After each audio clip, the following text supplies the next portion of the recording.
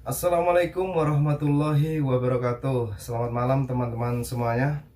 Kita kembali lagi di Wahyu Channel Official, channelnya orang swasta tentunya ya. Dan pada pertemuan hari ini saya akan bercerita tentang teman saya orang Thailand yang dulunya pernah kecelakaan kerja. Dan langsung saja kita bahas bagaimana pertemuan saya dengan teman saya Thailand bisa kumpul satu pabrik gitu ya. Nah, awalnya dulu tuh saya kerja di fishing, jadinya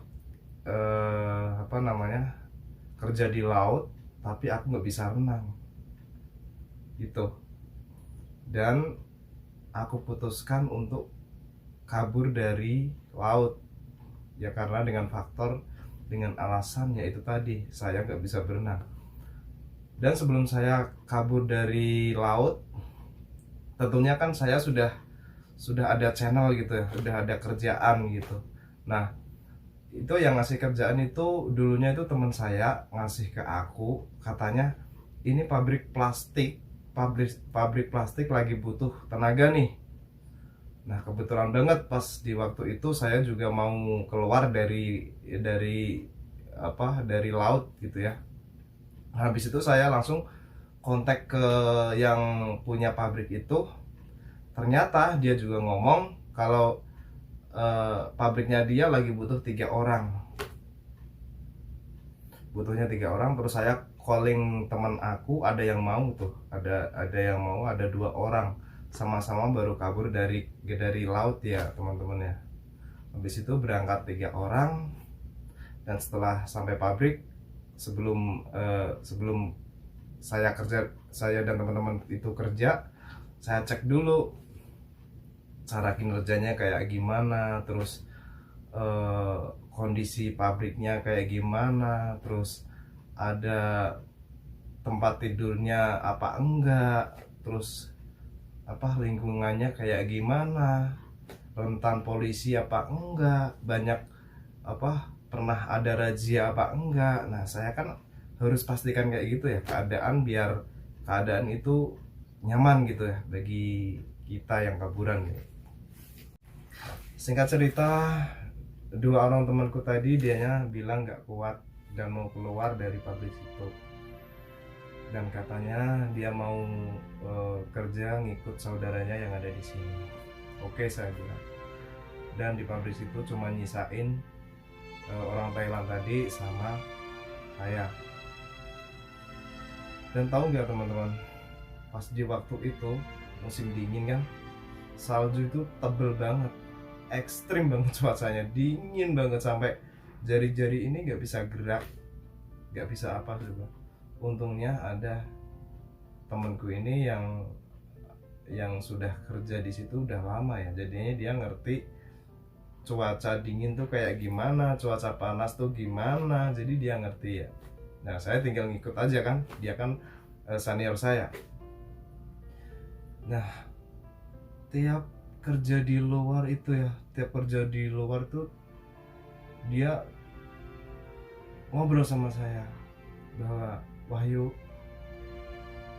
sebentar lagi saya mau pulang, sebentar lagi saya bisa kumpul anak istri,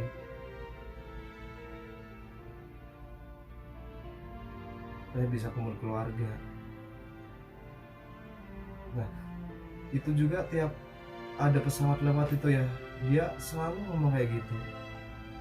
Tuh, sebentar lagi saya naik pesawat, sebentar lagi saya dijemput di bandara Thailand, di Bangkok katanya. Nah, pas di waktu saya shift malam dengan dia, kan kerjaan kan numpuk-numpuk ya, diharuskan untuk kerja malam, dan di waktu kerja malam itu saya bagian milihin plastik itu, dan dia bagian masukin plastiknya itu, dia bagian masukin plastiknya itu kan ada lubang ya teman-teman, ada lubang ada lubang jaraknya tuh sekitar 50 cm lah ya. Jadi dia masukin sampah plastik itu tadi. Ada rollnya gini, ada gulungannya gini. Lubangnya itu kan ada giginya gini. Jadi muter gini sampai itu keluar hewa panas itu. Nah, habis itu kan jam 12 tepat waktunya makan, kan kita kan lapar ya. Kita mau istirahat makan. Nah kan mesinnya kan mau dimatiin ya teman-teman, dibersihin dulu. Nah pas bersihin itu, pas mau matiin mesin itu, dia kepleset dan tali sepatunya itu nyangkut di gulungan lubang itu tadi, di gigi tadi. Jadinya tali sepatunya itu nyangkut dan kakinya tuh itu juga ngikut sepatunya itu, ngikut tali sepatu. Dan semakin lama itu kan semakin kakinya ke gulung sama roll itu ya. Nah dia itu teriak.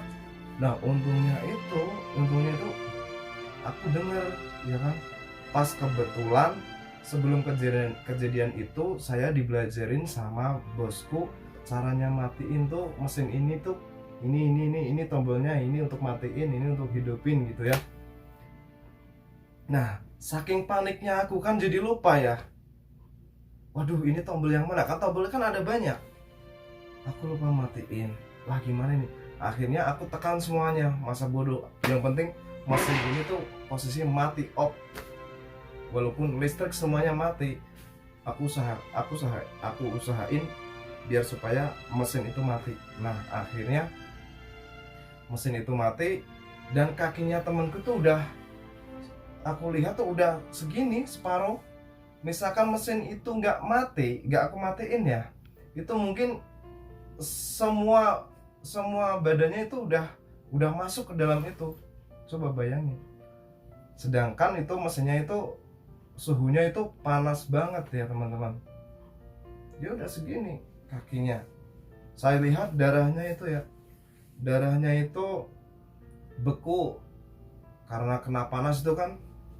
Jadinya itu ya nggak bisa encer itu, enggak kan, kena panas, darah kena panas kayak apa sih.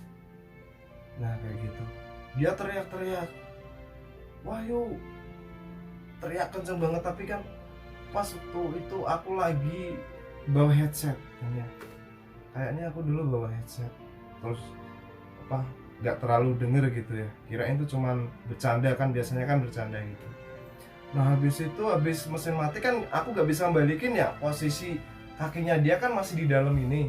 Nah saya manggil bos aku, untungnya bosku pas waktu di kantor. Coba misalkan bosku nggak ada di kantor, kayak apa bayangin, sakitnya tuh kayak apa. Dia nguatin rasa sakit itu, saya lihat tuh sampai saya merinding, saya panik. Di sisi lain kan saya orang ilegal, takutnya tuh kalau kedatangan polisi, kalau kedatangan sesuatu yang nggak saya inginkan kan gitu kan. Jadi saya merasa was-was juga kan. Nah akhirnya bosku datang. Habis itu diputer balik gitu mesinnya. Kan awalnya mesinnya gini kan, gulung gini. Nah itu diputar balik, jadi berlawanan gini, semakin itu kakinya semakin lepas, akhirnya bisa lepas. Gepeng teman-teman, ininya udah remek. Orang besi aja ya, orang plastik plastik yang atom itu kan bisa leleh, bisa mencair, apalagi ini tulang digiles sama gilingan itu. Coba bayangin, dia mau pulang.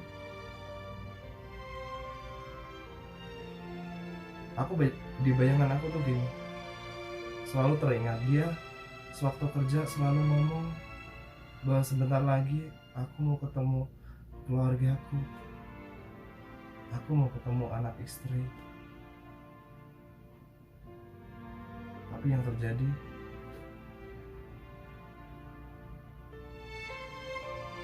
dia kehilangan satu kaki. ngertiku dari bosku, aku kerja di situ kan baru 2 minggu. Jadi kalau kerja di Korea itu kalau cuma 2 minggu itu apa namanya, misalkan mau keluar itu kan harus nunggu 1 bulan full gitu ya. Nah itu aku ditempoin sama bosku itu, keluar gajimu tuh 2 bulan. Nah jadi pas waktu 2 bulan saya ditelepon sama pemilik pabrik itu, dia cerita, si Wahyudi, ini temanmu Thailand sekarang kakinya sudah bagus, diganti sama rumah sakit, habisnya juga banyak. Nah itu apa, pikiranku tuh biar aku tuh mau kerja ke situ lagi ya, karena di situ nyari karyawan kan susah banget. Sampai aku ada inisiatif di kamarku tuh, aku tulisin gitu ya, aku tulisin buat nanti yang misalkan ada karyawan baru, orang kita kan dia baca tulisanku tuh, ini pabrik bahaya, pernah ada korban gini gini gini gini kan. Nah akhirnya aku tinggalin itu. Habis itu udah aku putuskan untuk keluar dari pabrik itu, karena hati ini trauma banget melihat kejadian langsung dari mata kepala saya. Dan di waktu itu saya juga panik, bukannya saya bantuin teman aku, enggak, kan datang ambulan, kan saya apa, status saya kan kayak gitu, kabur baru pertama kali, jadi kan panik semua saya sampai lari itu, lari ke birit-birit, nggak taunya ambulan ya. Ya itu teman-teman, makanya nanti kalau teman-teman misalkan kerja di Korea, pilih pabrik yang nyaman, kalau bisa ya pilih pabrik yang minim resiko. Ya semua sih ada resiko, tapi kan dari sekian banyak pabrik kan pasti adalah, masih banyak kok di sini pabrik yang beresiko kecil gitu ya. Dan mungkin cuma itu yang bisa saya berikan cerita ya. Mungkin bila ada manfaatnya ya digunakan di nantinya suatu di kalian di Korea gitu ya, kalau bisa nyari pabrik yang nyaman gitu. Ya mungkin cukup sekian video dari saya. Bila ada tutur kata yang kurang berkenan, saya mohon maaf. Cukup sekian dari saya. Wassalamualaikum warahmatullahi wabarakatuh.